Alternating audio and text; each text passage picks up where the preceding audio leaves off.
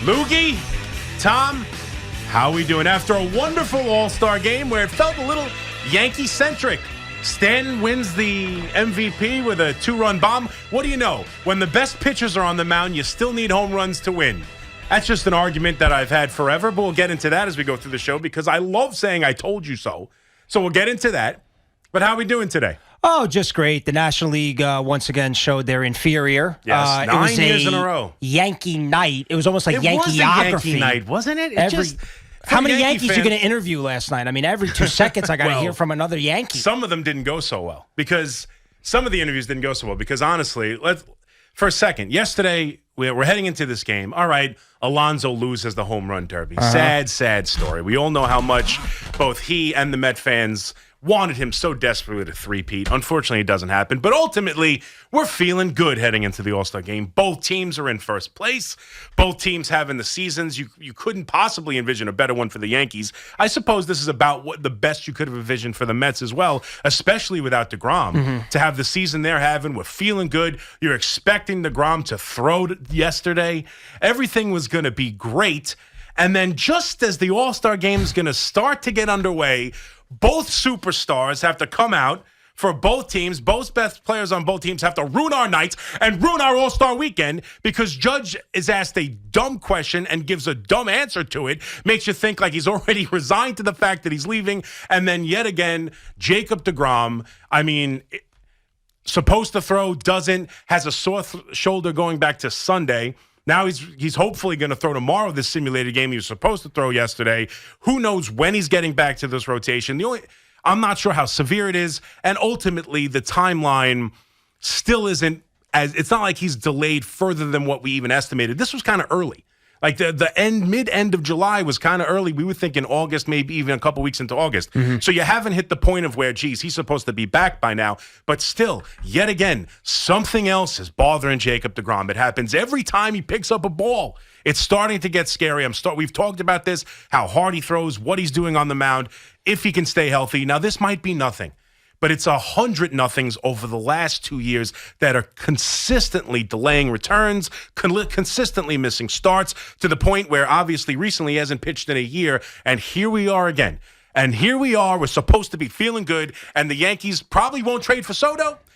Looks like the Judge is already saying goodbye. And DeGrom can't come back and make his pitching. Can't come back and even throw a sim game. That's where we are. And then, of course, Stanton hit home runs and made me feel better. But ultimately, it was a bit of a downer. Yeah, fantastic.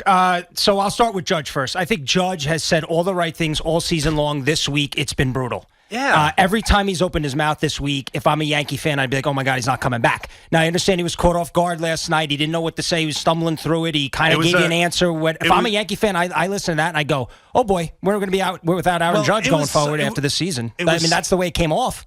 It was such a poorly worded question, though, to be fair to him. Marley Rivera of ESPN, I understand the question. On the All-Star game, are you expected to be put on the spot in that situation right then and there? He probably isn't. And then it's kind of convoluted through, like, her editor's son asked a question about what do you say to kids who are worried you're going to leave? I'm kind of, you know me, I'm a Yankee apologist. You called me this yesterday. So what do? I go deep into my brain and try to make a way so that this isn't so bad. And the best I could do is Judge honestly thought the question was, what do you say to kids when you leave? Or like kids who are resigned to the fact you might go. And his was like, hey, listen, it's just life. There are other Yankees. It'll be okay. And that was pretty much his answer. There are other Yankees, great players on this team. The Yankees will be okay. And hopefully you're a Judge fan no matter where I go is pretty much what he said, which was not what you're looking for. You're looking for the easy answer. And to your point, Judge has been great at the easy answer. He's been Jeter-like. We've made the comparisons to Jeter forever. Maybe not the style of play, obviously, of what we see on the field.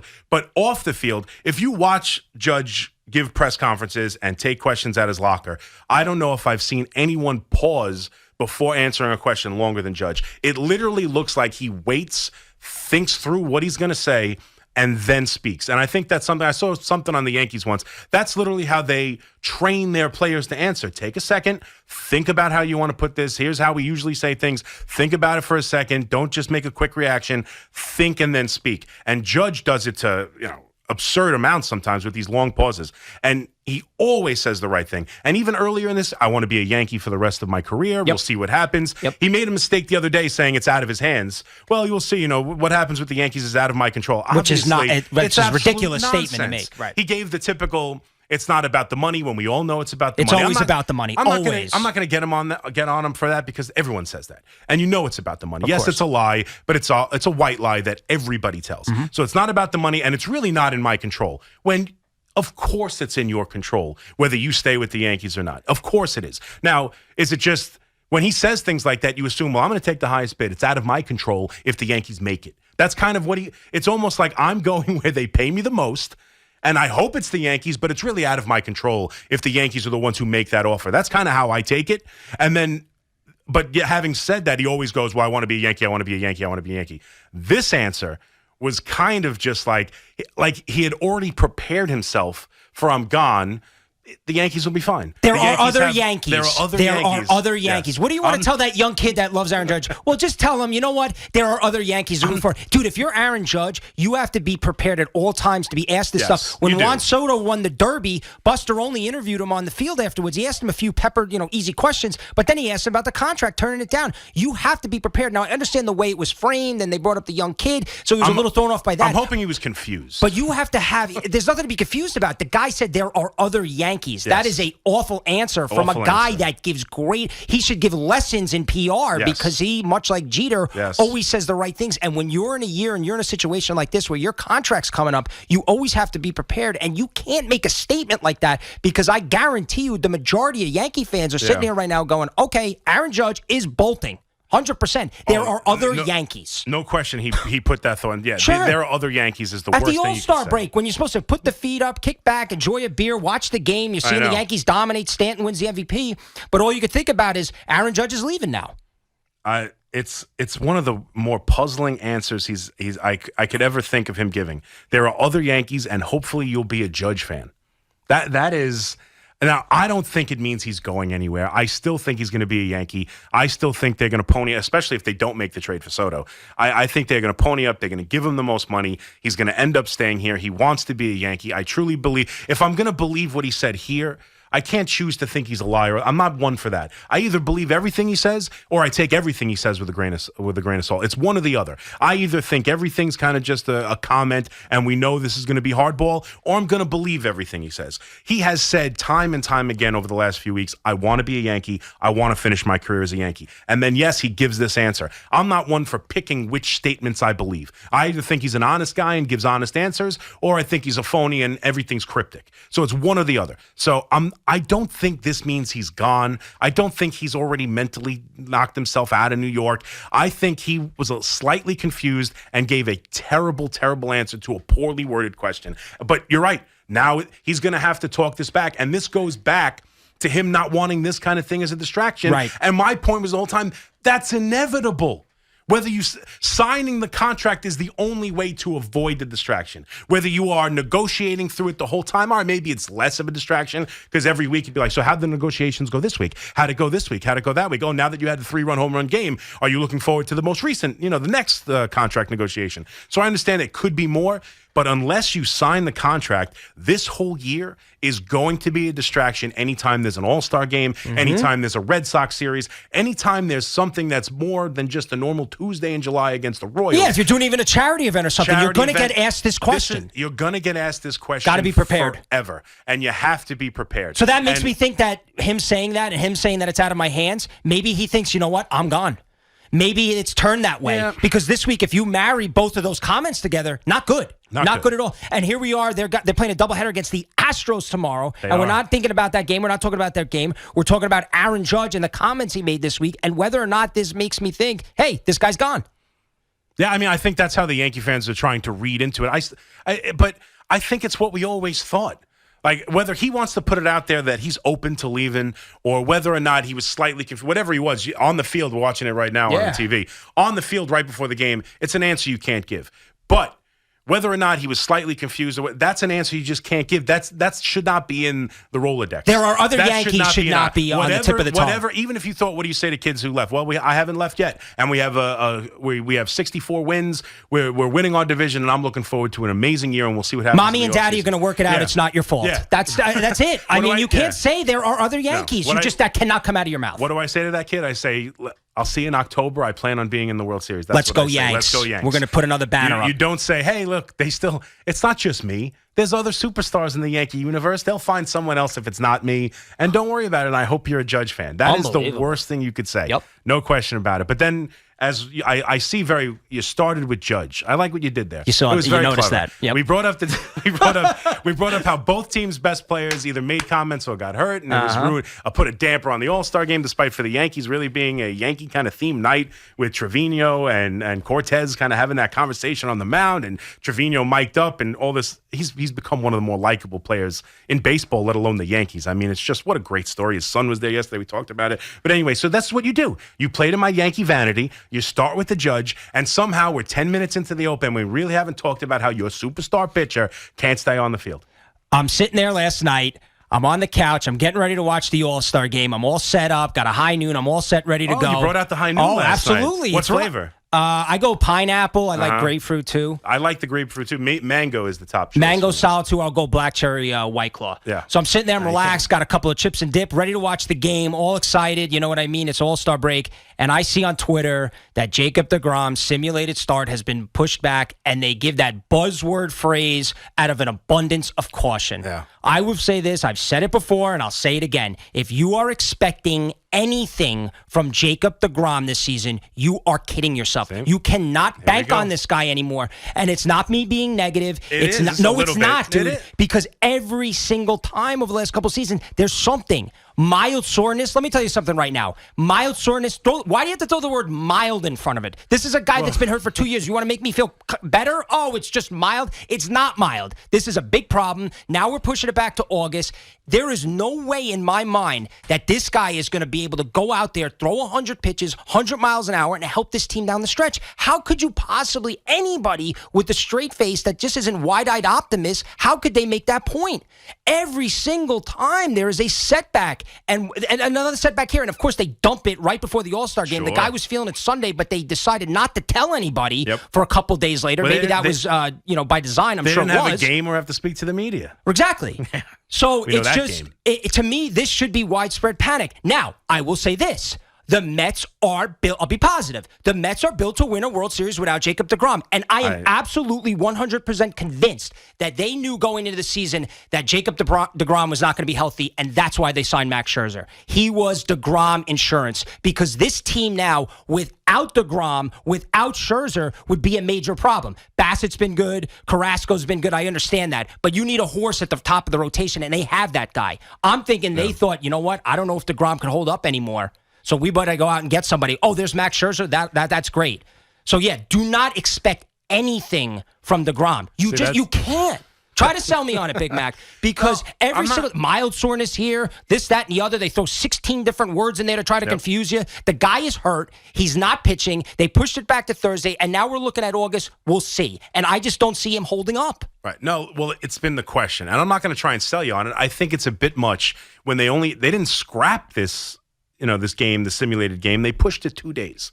All right, it's what's going to change in 2 freaking days? He's not going to be sore anymore. Okay. He's going to get that soreness out. And what happens again when he gets sore again? Well, that's the problem. Okay. I understand. Well, he's coming back from injury. Mm-hmm. All right, he's just throwing some innings. He's a little sore. They're delaying stuff. I don't think it's to where you're at, but I understand why you feel that way. And it is negative, but there is no reason to not be negative when it comes to DeGrom and his health. There's just no. I agree with you. I think it's a bit much to just say if you expect anything at all this year, you're a fool. It's only been pushed back a day or two. You knew it was going to take this long to come back. If I told you he was going to be looking to pitch that Yankee series, you'd have told me no effing way.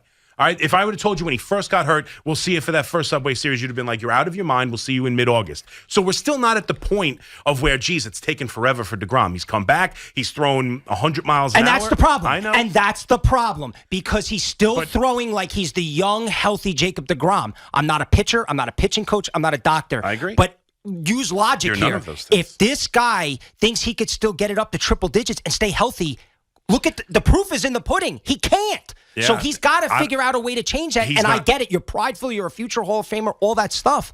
But right now, I don't think Jacob DeGrom can do what Jacob DeGrom used to do and stay healthy. Well, that's the question, and I told you we had the answer. And the answer is DeGrom doesn't agree with you because he comes right out of spring training this year after missing the entire second half, and his first pitch in spring training was 101. Then he comes back for games in AAA or AA, wherever he started his rehab assignment, and his first fastball is 100 miles an hour. He is not where you are, where a lot of the Met fans are, where I even might be. If you really start to think of it, saw this, it saw that, I agree with you. And to throw as many 100-mile-an-hour pitches as he does when they give the stat every time he throws. Last year was every time he throws. It's like there have been 3 pitchers who've thrown, more than 200-mile-an-hour fastballs over the course of 5 innings. DeGrom's done it 87 times. Like Verlander's done it twice. This one's done it 3 times. Jacob DeGrom has done it 112. So I understand he's pushing his arm to limits other pitchers haven't, but he's clearly not where you are. He doesn't think it's a problem. The Mets aren't holding him back. And right now, yet again, it's just a little soreness. It's still on the early side of a return from what we thought. I'm not where you are just yet. But yeah, I totally understand why any Met fan would hear that news last night before the game or see it on Twitter or wake up this morning and get the news that DeGrom didn't throw yesterday. Oh, let's see how DeGrom did in his little simulated game. Oh, he didn't pitch it. He's scheduled for another 2 days because of arm soreness. I could understand how that could set you off in the tizzy that it has set you, but I think it's a little premature, but it's an honest to God fear now. And I think the question is whether or not me and you agree on how severe the fear is. There's fear. How do the Mets react to that fear? Like you said, okay, Scherzer has become the kind of DeGrom insurance. Yes.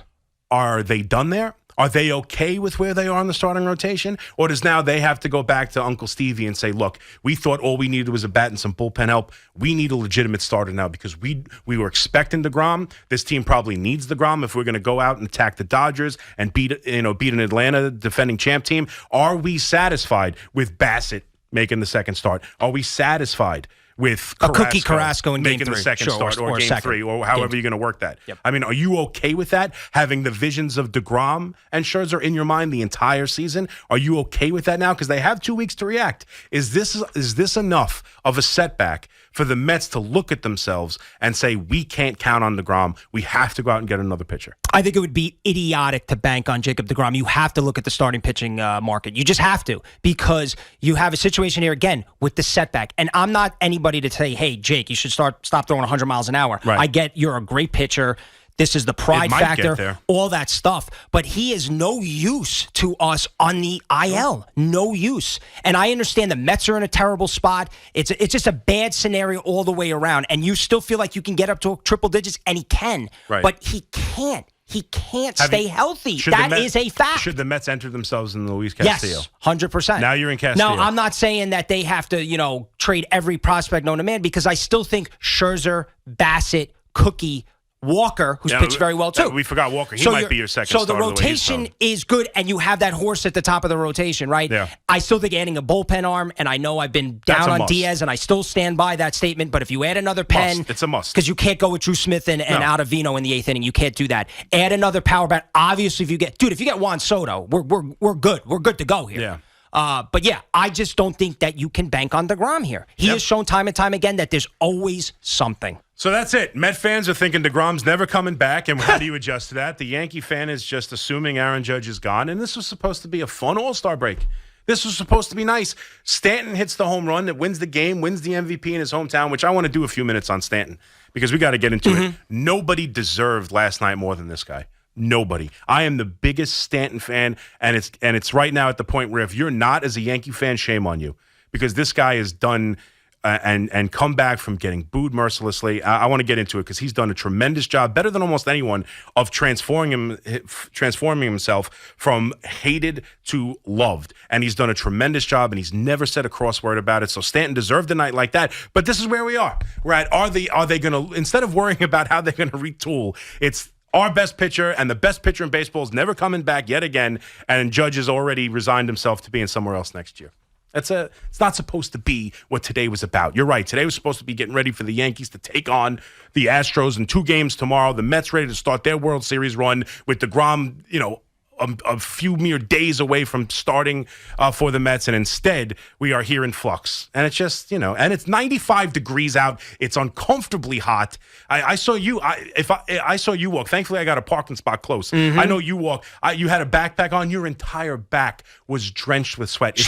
If you're drenched with sweat, I have no chance. I probably couldn't even stand outside right now. I would just melt to the cement. Yeah, I have about a 20-minute walk to work, and I was absolutely drenched when I got here. And I'm in the city with no pool, not even there's just no way to get any sort of relief. You have no indoor pool at your complex? Oh, no. I don't have an indoor pool. No. Are you part of like what's the word? Not HOA, but what's the word for like Billy's a condo? Did you have to like get approved by a board? Oh, yes, you did. Sure did.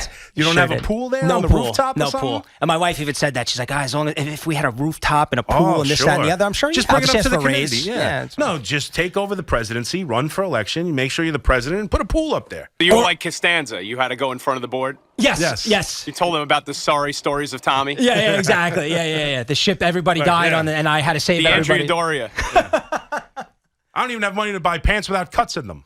I got to make a call to my in-laws out there in Beverly Hills, see if they could wire me a little bit of money for the pool. Call the Clampets. Because, dude, this is atrociously bad. Yeah. I mean, I love the summer as much as anybody. I know. It's just way too hot. I know, and it's funny because I'm heading, as you know, I'm going to Disney, heading to Orlando. It might be the perfect time because I'm hitting 94-degree weather no matter where I am. But again, I might as well be in Orlando. As I've told you, there's no perfect time to be doing what you're doing. I know. No, you don't know. I do know. I cannot wait to see you when you get back because I'm not going to bother you on vacation unless, no one's little something me on happens vacation. Next week. I might bother you a little bit. Nothing. Because I don't want to hear that you didn't. Well, that's actually a great question. What's that?